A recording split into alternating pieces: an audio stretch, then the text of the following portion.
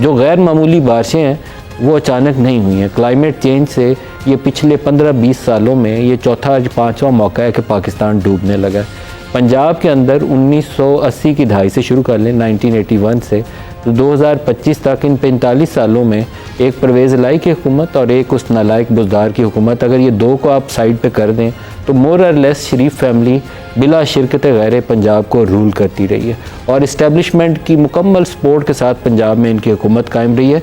किसी ने इनको रोड़े अटकाए नहीं। और जब पंजाब में इनकी हुकूमत होती है, आम तौर पर मरकज़ में बड़े मियाँ साहब होते थे तो पंजाब में छोटे मियाँ साहब होते थे, या मरकज़ के अंदर जनरल ज़िया का दौर था तो पंजाब के अंदर नवाज़ शरीफ साहब थे। अब मरकज़ के अंदर चचा हैं तो पंजाब के अंदर भतीजी है। अगर आप सिंध में चले जाएं तो सिंध के अंदर भुट्टो ख़ानदान को भी यही फैसिलिटी हासिल है। वो बिला शिरकत गैरे वो मालिक हैं इस वक्त सिंध के, और जितने वसाइल हैं उनका एक नॉमिनी चीफ मिनिस्टर होता है जो कठपुतली से ज़्यादा उसका किरदार नहीं होता।